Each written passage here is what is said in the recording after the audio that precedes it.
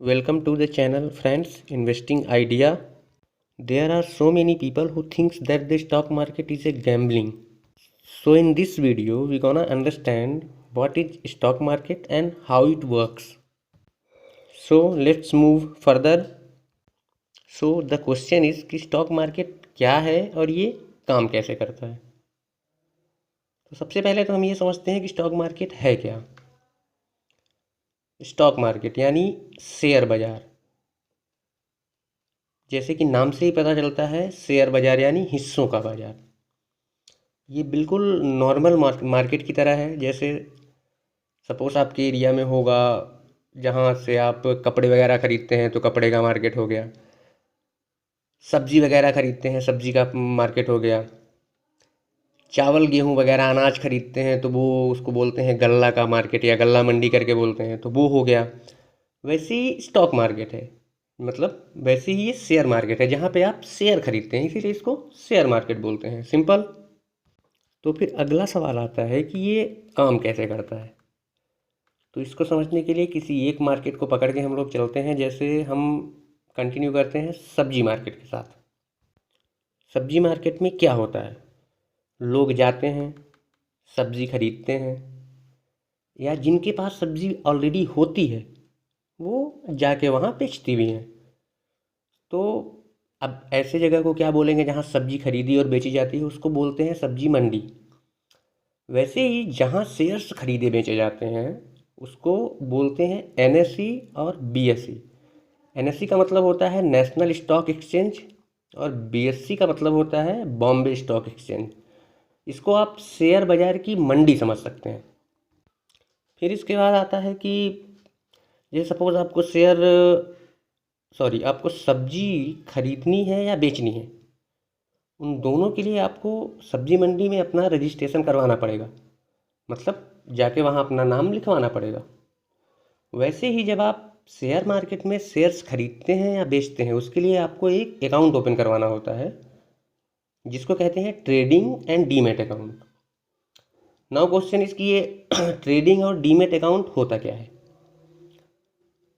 Trading account ये actually में होता है, जैसे आप सब्जी लेने गए तो घर से पॉलीथीन बैग वगैरह लेके जाते हैं, एक दुकानदार भी आपको पॉलीथीन बैग वगैरह देता है, तो उस पॉलीथीन बैग को आप as a trading account consider कर सकते हैं। फिर आप वहाँ से मार्केट से सब्जी लेके आते हैं और अपने फ्रिज में डालते हैं, यानी उसको व्यवस्थित रखते हैं। तो जब आप शेयर्स खरीदते हैं तो उनको रखने की जो जगह होती है उसको कहते हैं डीमैट अकाउंट। ये दोनों ही अकाउंट सेम ब्रोकर के पास खुल जाते हैं, तो इसमें कोई दिक्कत नहीं है। बहुत सारे ब्रोकर हैं, अपस्टॉक हो गया, एंजल ब्रोकिंग, गिरोधा, बहुत सारे हैं, तो कहीं से भी ये अकाउंट ओपन कर सकते हैं आप। यहाँ तक सिंपल था। आप समझते हैं आगे। सपोज़ आप सब्जी खरीदने गए तो आप ऐसे ही जाके तो सब्जी उठा नहीं लेते कि चलो कोई सी भी दिख रही है उठा के पॉलीथीन में डालो ले जाएंगे घर, ऐसा तो नहीं होता। आप सब्जियों को एनालाइज करते हैं कि कौन सी ख़राब है, कौन सी अच्छी दिख रही है, कौन सी फ्रेश दिख रही है। लौकी वोकी हुई तो वो नाखून वगैरह डाल के टेस्ट करते हैं कि जा रहा है कि नहीं, कोमल मुलायम है कि नहीं करके, है ना।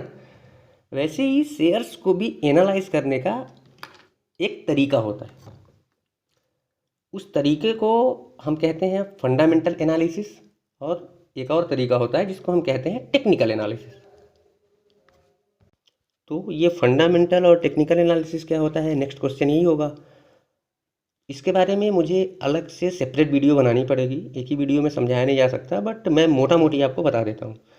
जब आप कंपनीज के बिजनेस मॉडल को समझने का प्रयास करते हैं, मतलब कंपनी करती क्या है, इसके ऊपर डेट कितना है,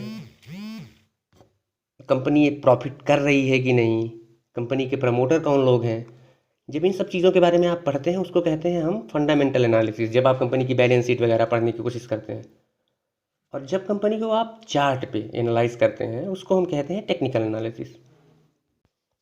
अब यहाँ से अगला सवाल निकल के आता है कि आखिर कंपनियाँ ऐसा करती क्यों हैं, वो अपने शेयर्स बेचती ही क्यों हैं।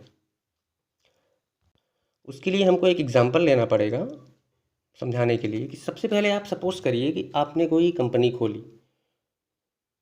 कौन सी कंपनी खोलोगे आप, अरे मुझे भी बताना यार, चलो जोक सपाट। सपोज आपने कोई कंपनी खोली, अपने एरिए में आपने क्या, चलो मान लेते हैं आपने एक टायर बनाने की कंपनी, अपने एरिए में टायर बनाने की एक फैक्ट्री डाली आपने। अब उस फैक्ट्री का कुछ तो कैपेसिटी होगी, मतलब सपोज़ आप एक महीने में 100 टायर, चलो मान लेते हैं आप एक महीने में 100 टायर बनाते हैं। अब ऐसा तो नहीं है कि पूरे मार्केट की डिमांड एक महीने में सिर्फ 100 टायर की ही है। आप अपने से थोड़ा सा दूर एक और मार्केट देखते हैं जहाँ टायर की डिमांड ज़्यादा है, तो उसके लिए आपको एक और फैक्ट्री वहाँ डालनी पड़ेगी। वो फैक्ट्री डालने के लिए आपको सबसे ज़रूरी चीज़ क्या चाहिए होगी? पैसा। वो पैसा आपको कहाँ कहाँ से मिल सकता है? सबसे पहले तो बैंक से। बट बैंक से पैसा लेने में एक छोटी सी प्रॉब्लम है। क्या होता है कि जब आप बैंक से लोन उठाते हैं और अपनी का दूसरी कंपनी या दूसरी फैक्ट्री के लिए इन्वेस्ट करते हैं उसको, यहाँ प्रॉब्लम सबसे बड़ी निकल के आती है कि आपको फैक्ट्री इस्टेब्लिश करने में टाइम लगने वाला है। ऐसा तो होगा नहीं कि रातों रात फैक्ट्री इस्टेब्लिश हो जाएगी और सुबह से आपका प्रोडक्शन शुरू हो जाएगा, ऐसा बिल्कुल नहीं होने वाला। उसमें लगता है टाइम, कई कई बार 6 महीने से साल भर का टाइम लग जाता है। लेकिन बैंक्स आपको इतना टाइम देते नहीं, वो अगले महीने से ही आपकी ईएमआई प्लस इंटरेस्ट वो आपको पे करना पड़ेगा। तो फिर ये अच्छा आइडिया नहीं हुआ। तो दूसरा ऑप्शन क्या है? तो दूसरा ऑप्शन है एनएसई। एनएसई आपको अलाउ करती है कि आप अपने कंपनी को कई सारे पार्ट में डिवाइड कर दें और उनके शेयर्स बना दें और उन शेयर को एनएसई में लिस्ट कर दें, जिससे पब्लिक, आम पब्लिक जाए, शेयर्स को बाई करे, उसके बदले में आपको पैसे मिलेंगे। फिर आप उस पैसे को जहाँ मन करे, मतलब जहाँ मन करे क्या, जो जैसा होता है उस हिसाब से आप उसको इन्वेस्ट करें। ऐसे में दोनों लोगों का फ़ायदा होता है, कंपनी का भी, उसको इंटरेस्ट पे नहीं करना पड़ता, और शेयर होल्डर का भी, कि जब कंपनी आपके पैसे को इन्वेस्ट करके पैसे कमाती है तो वो आपके हिस्से का जितने भी आपने शेयर्स बाई किए होंगे उस हिस्से का जो भी परसेंटेज बनता है उस परसेंटेज से आपको पे करती है। तो आपका भी पैसा ग्रो होता है और कंपनी भी ग्रो होती है, तो इसमें दोनों का फ़ायदा होता है। तो मोटा मोटी यही है शेयर मार्केट, और इसी के लिए स्टॉक मार्केट बनाया गया है। ये किसी भी एंगल से जुआ नहीं है, it's not a gambling, just business. आप सिंपल सा भी कोई सा भी बिजनेस उठा के देख लो, सपोज आपकी लोहा सीमेंट वगैरह की दुकान है, आप एक्चुअली में जाके उनसे पूछो कि वो करते क्या है। वो जब भी लोहा वगैरह का दाम थोड़ा सा कम होता है तो वो उसको बाई करते हैं, मतलब ज़्यादा क्वांटिटी में बाई करके रख लेते हैं कि जब ये महंगा होगा तो बेचेंगे। तो वैसे ही शेयर मार्केट होता है कि आप शेयर्स को बाई करके रख सकते हैं। हालांकि ये थोड़ा सा अलग है, शेयर मार्केट में एक होती है इन्वेस्टिंग, अगर आपका पैसा ग्रो हो रहा है तो उसको होने देना चाहिए। ये थोड़ा सा बड़ा मैटर है, इस पर हम कभी दोबारा बात करेंगे अगली वीडियो में।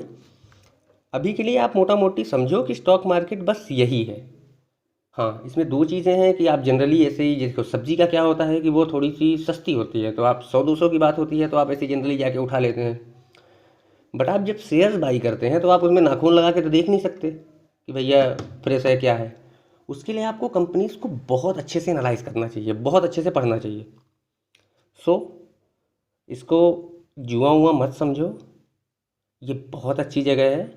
सबको इसके बारे में नॉलेज होना चाहिए और सबको इन्वेस्ट करना चाहिए। ज़रूरी नहीं कि आप स्टॉक मार्केट में डायरेक्टली शेयर्स बाई कर लें, आप म्यूचुअल फंड के थ्रू स्टॉक मार्केट में आ सकते हैं, एसआईपी के थ्रू स्टॉक मार्केट में आ सकते हैं। तो अगर आपको बिल्कुल पढ़ना लिखना नहीं है या बिल्कुल इसके बारे में नहीं समझना, तो भी आपको एसआईपीज़ वगैरह करनी चाहिए, म्यूचुअल फंड में थोड़ी बहुत इन्वेस्टमेंट होनी चाहिए। और फिर अगर आप थोड़ा सा कंपनियों को एनालाइज कर सकते हैं, पढ़ सकते हैं, पढ़ने में कोई आपको प्रॉब्लम नहीं है, या आपके पास कोई ऐसा मेंटोर है जो आपको बहुत अच्छा सा नॉलेज दे रहा है इन सब चीज़ों के, आपको आपको उसके ऊपर कन्विक्सन है करके, तो फिर आप डायरेक्टली स्टॉक मार्केट में भी आ सकते हैं।